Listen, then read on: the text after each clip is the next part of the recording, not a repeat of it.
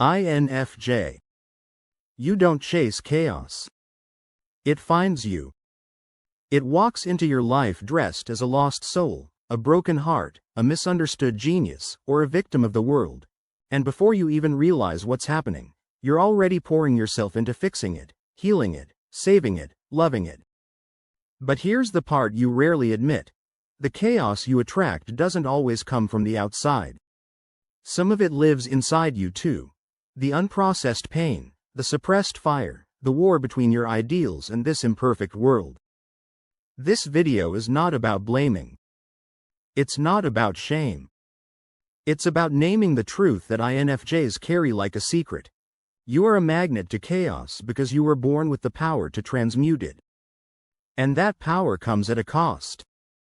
Today, we're going to explore why INFJs attract emotional storms, unpredictable people, spiritual crises, and existential weight, and why they keep coming back for more. This is your story, INFJ. In all its beauty and agony. And this is the space where we finally stop pretending that being a chaos magnet is anything but soul-altering. Let's begin. 1. The energy reader who sees what no one else sees. You walk into a room, and it hits you before you sit down. The shift in tone, the subtle tension, the emotional temperature nobody else notices. Your intuition starts scanning like a radar. You feel who's pretending to smile.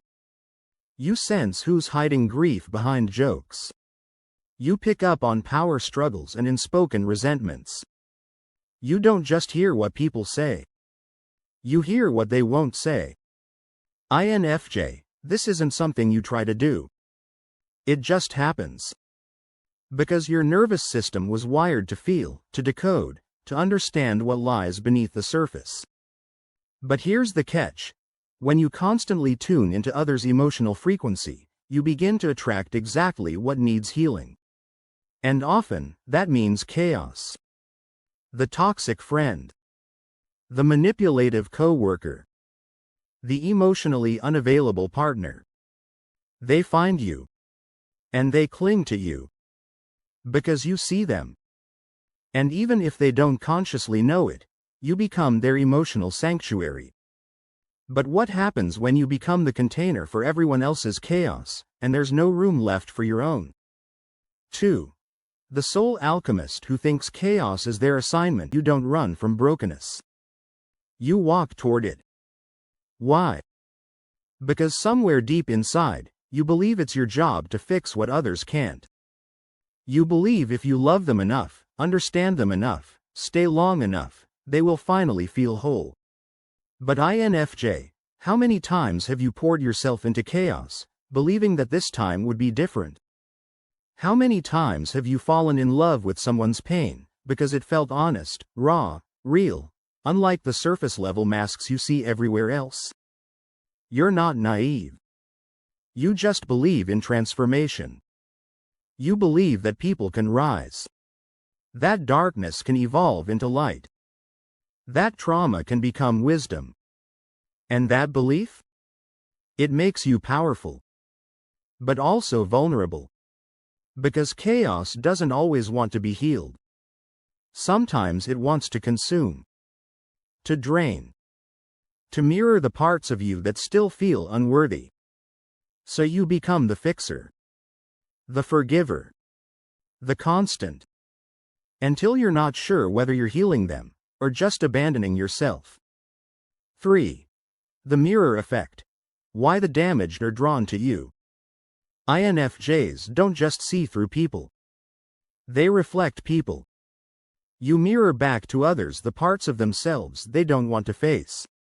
Their potential. Their shadows. Their deepest fears. This makes you magnetic, addictive, even. Because for someone who has never felt seen, your presence is intoxicating. It's like looking in a mirror for the first time and recognizing a soul underneath all the defenses. But mirrors do something else too. They disturb people.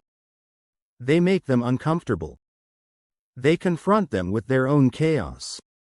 That's why people love you intensely, and then push you away. Why they come to you for healing, and then resent you for seeing too much. Why they say, "You understand me better than anyone," and then disappear without warning. It isn't about you. It's about the reflection they can't hold. But the scar it leaves? That's yours to carry. 4. The INFJ fire that burns behind the calm. They see you as calm, serene, thoughtful. But inside, you're a wildfire of unspoken thoughts, repressed rage, and untold stories. INFJs don't just attract chaos from others. They attract it from within. Why? Because you demand depth. You crave meaning. You question everything. You don't settle for surface-level living. You don't do small talk. You don't play the game. But when the world tells you to be polite, be agreeable, be quiet, that fire inside you starts to smolder. It doesn't die. It waits. It builds. Until one day, it erupts. In a journal. In a poem. In a tearful goodbye. In a silent retreat from everything and everyone. Chaos is not always external. Sometimes it's the storm you've kept bottled up for years. 5. The tragedy of being everyone's safe space but no one's priority. You're the one they call when life falls apart. The one who listens without judgment. The one who shows up, no matter what. But when you need someone, it's silent. Your texts go unanswered. Your emotions are too intense. Your breakdowns are too much. Because they love your light but avoid your shadow. They love what you give but rarely offer it back. And you tell yourself it's okay. That being needed is enough. That your role is to give, not receive.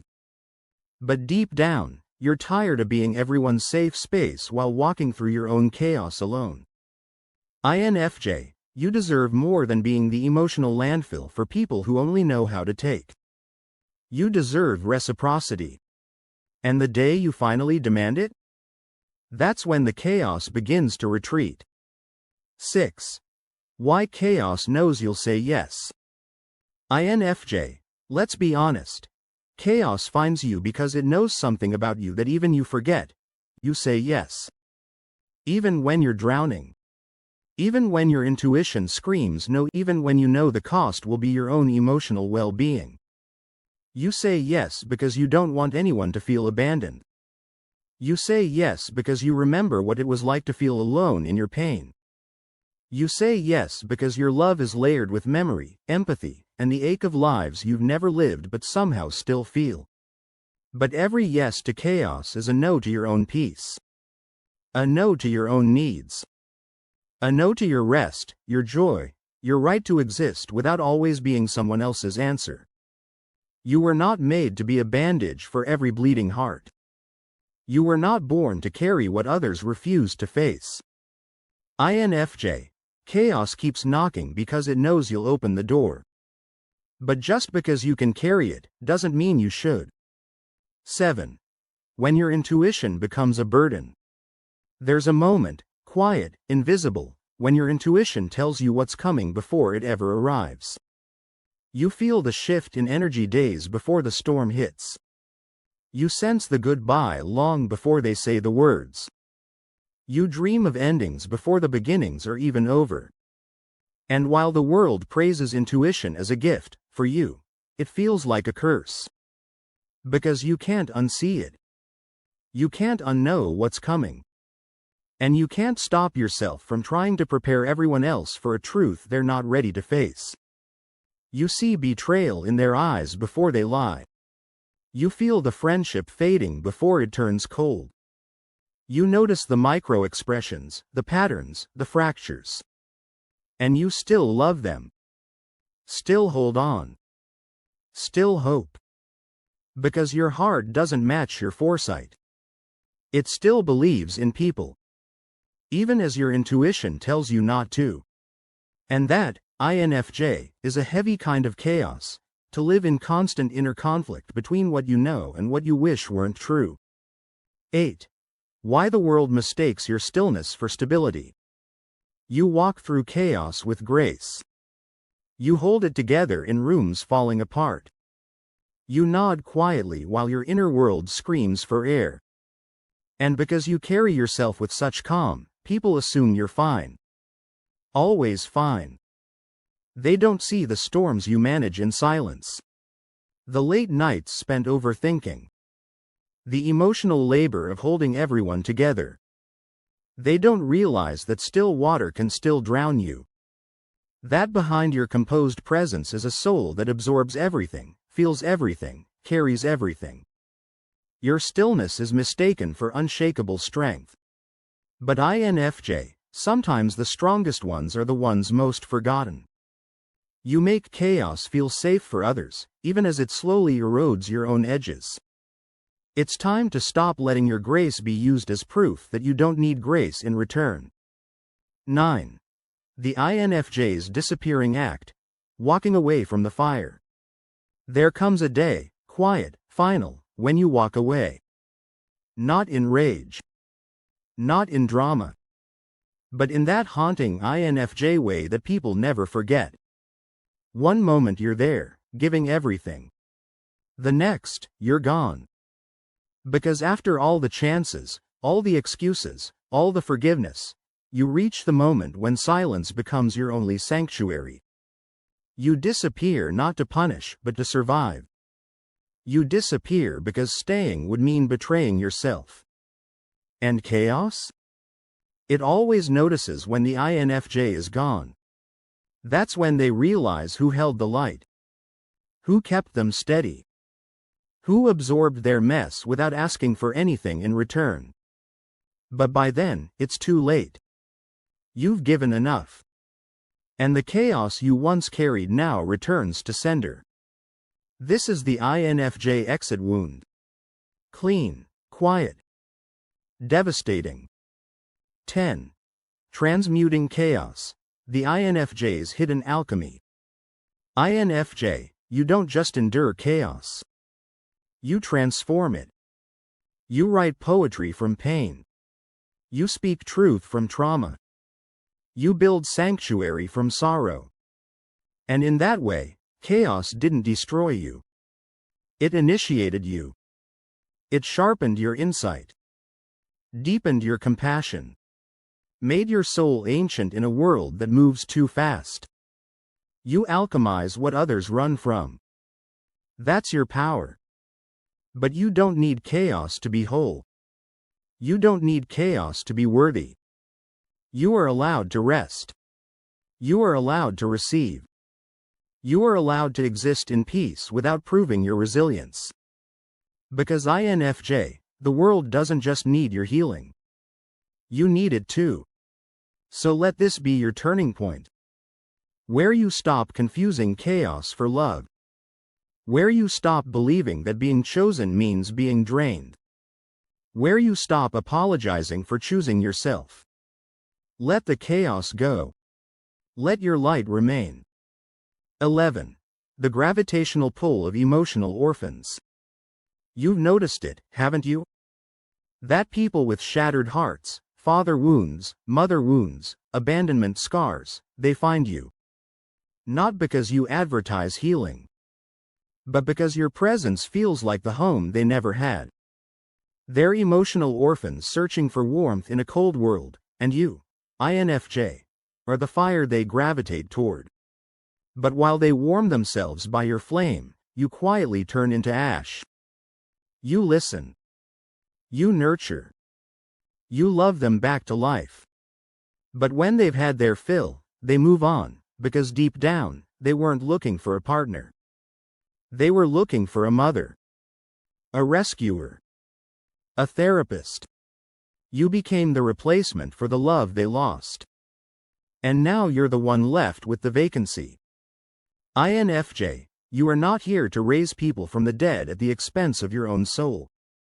You deserve connection that doesn't depend on your emotional labor to survive. 12. The INFJ shadow. The secret need for chaos. Here's the most haunting truth of all. Sometimes, chaos feels familiar. Sometimes, it feels like home. Because when you grow up absorbing tension, conflict, or emotional neglect, your nervous system learns to associate love with instability. So even as your mind craves peace, your body remembers chaos. That's why you stay in relationships that hurt. That's why you give chances to people who drain you. That's why silence feels uncomfortable, but fixing feels natural. INFJ, part of you needs chaos. Not because you enjoy the pain, but because it gives you purpose. Without it, you don't know who you are. But you are more than your ability to rescue. You are more than your skill at surviving. You were not born only to break and rebuild.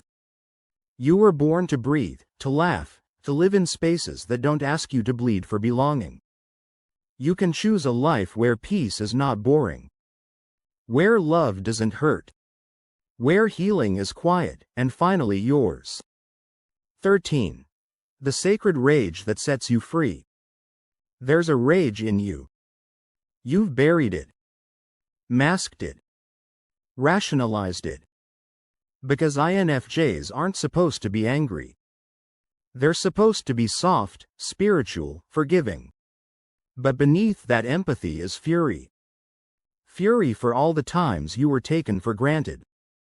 Fury for every emotional wound you were expected to transcend. Fury for how the world romanticizes your sensitivity but refuses to accommodate your needs. This rage is sacred. It's not the kind that destroys. It's the kind that liberates. Because when you let it speak, without shame, without filters, you start to feel whole again. You reclaim the parts of you that were swallowed by survival. You stop being afraid of your own fire. And you realize that the chaos wasn't your fault. But the peace you create next? That's your responsibility. 14. Reclaim your sanctuary by choosing a new narrative. The final truth is this: you can stop being a magnet to chaos. Not by hardening, not by withdrawing, not by becoming someone else. But by coming home to yourself. By creating boundaries that protect your soul. By learning to say no without guilt. By honoring your intuition, not just when it's right, but when it whispers, you deserve better. You're not responsible for everyone's healing. You are not obligated to stay in burning buildings to prove your love. INFJ, you are allowed to choose peace. Not after everyone else is okay. Not once the fires have died down. Now. You're allowed to rewrite the story, from chaos magnet to soul sovereign. From emotional landfill to sacred space. From self-abandonment to self-devotion. INFJ.